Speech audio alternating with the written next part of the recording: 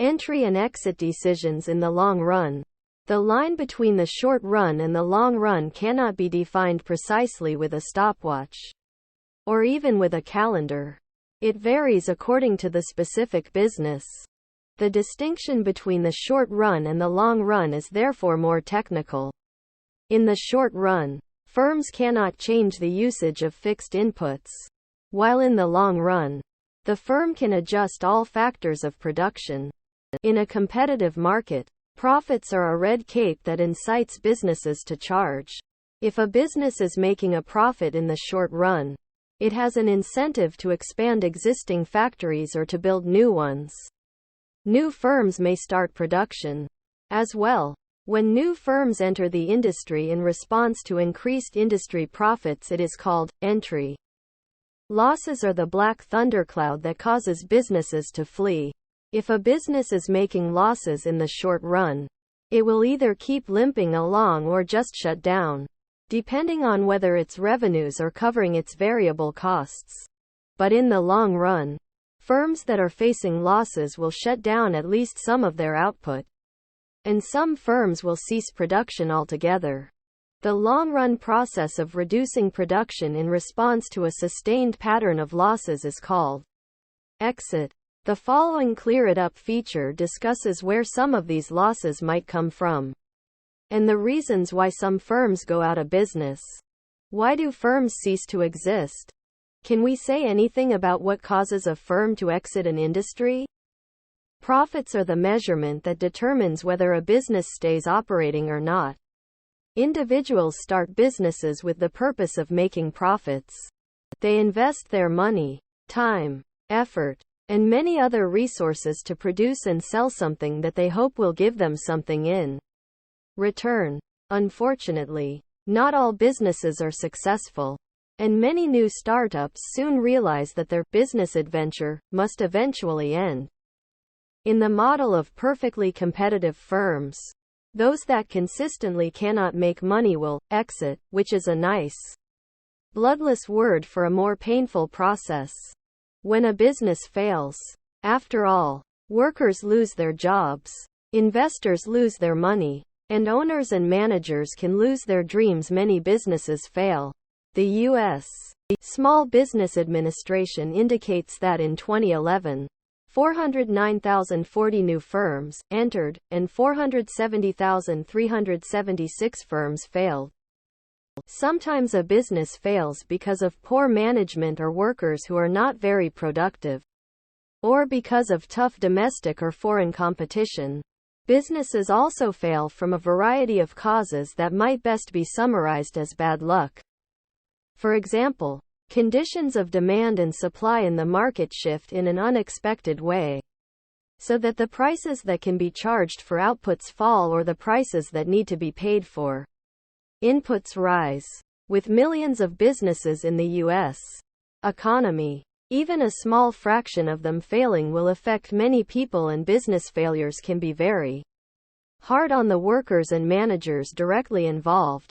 But from the standpoint of the overall economic system, business exits are sometimes a necessary evil if a market-oriented system is going to offer a flexible mechanism for satisfying customers, keeping costs low, and inventing new products.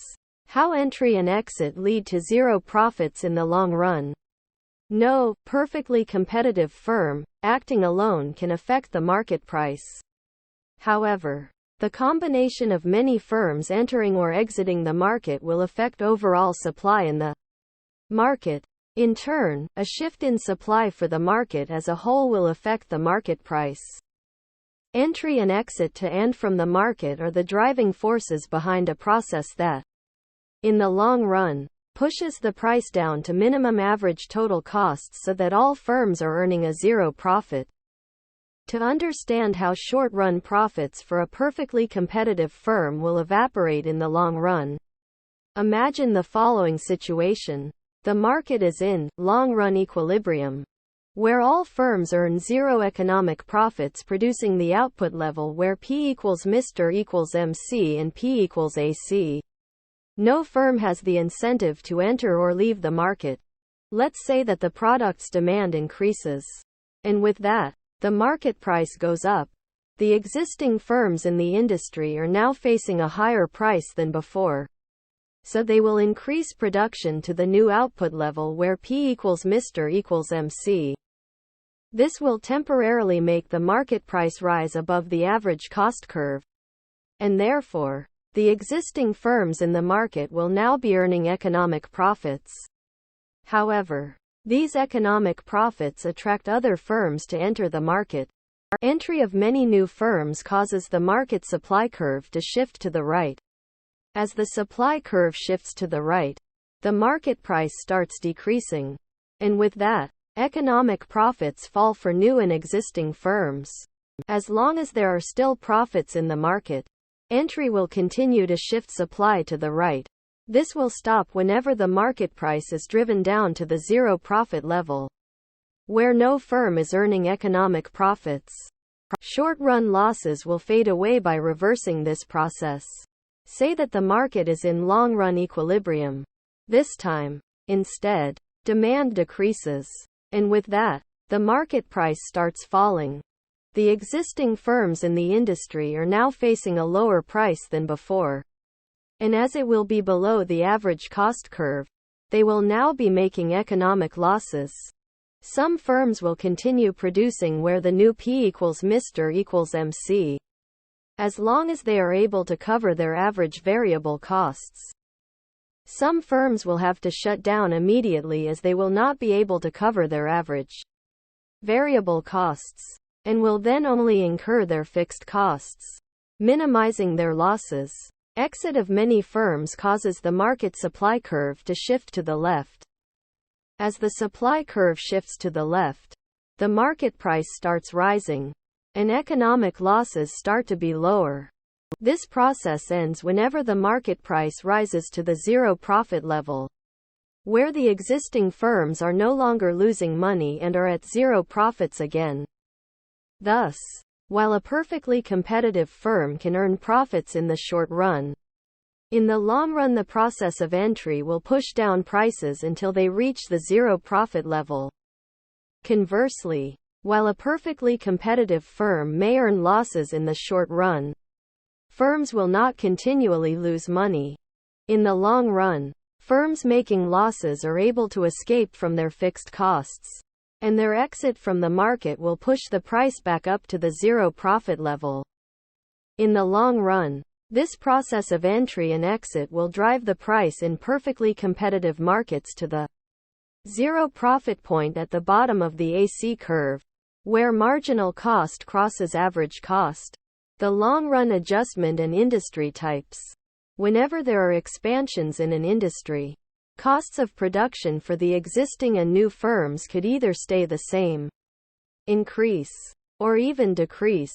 Therefore, we can categorize an industry as being 1. A constant cost industry. As demand increases, the cost of production for firms stays the same. 2. An increasing cost industry. As demand increases, the cost of production for firms increases. Or 3. A decreasing cost industry. As demand increases, the costs of production for the firms decreases. For a constant cost industry, whenever there is an increase in market demand and price, then the supply curve shifts to the right with new firms' entry and stops at the point where the new long-run equilibrium intersects at the same market price as before. But why will costs remain the same? In this type of industry, the supply curve is very elastic. Firms can easily supply any quantity that consumers demand. In addition, there is a perfectly elastic supply of inputs. Firms can easily increase their demand for employees. For example, with no increase to wages. Tying into our Bring It Home discussion, an increased demand for ethanol in recent years has caused the demand for corn to increase. Consequently, many farmers switched from growing wheat to growing corn. Agricultural markets are generally good examples of constant cost industries. For an increasing cost industry, as the market expands, the old and new firms experience increases in their costs of production. which makes the new zero profit level intersect at a higher price than before. Here companies may have to deal with limited inputs, such as skilled labor. As the demand for these workers rise, wages rise, and this increases the cost of production for all firms. The industry supply curve in this type of industry is more inelastic. For a decreasing cost industry, as the market expands, the old and new firms experience lower costs of production, which makes the new zero profit level intersect at a lower price than before. In this case, the industry and all the firms in it are experiencing falling average total costs. This can be due to an improvement in technology in the entire industry or an increase in the education of employees. High-tech industries may be a good example of a decreasing cost market. Figure 1a presents the case of an adjustment process in a constant cost industry. Whenever there are output expansions in this type of industry, the long-run outcome implies more output produced at exactly the same original price. Note that supply was able to increase to meet the increased demand. When we join the before and after long-run equilibriums, the resulting line is the long-run supply (LRS) curve in perfectly competitive markets. In this case, it is a flat curve. Figure 1b and Figure 1c present the cases for an increasing cost and decreasing cost industry, respectively. For an increasing cost industry, the LRS is upward sloping, while for a decreasing cost industry, the LRS is downward sloping. Key concepts and summary. In the long run, firms will respond to profits through a process of entry, where existing firms expand output and new firms enter the market.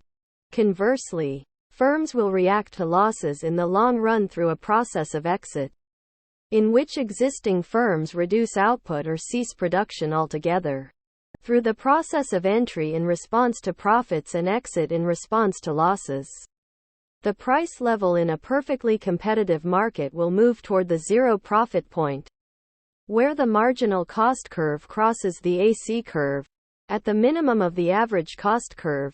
The long-run supply curve shows the long-run output supplied by firms in three different types of industries: constant cost, increasing cost, and decreasing cost. Thank you for watching BookTube channel. Make sure to smash the like and subscribe buttons to receive notifications about new contents.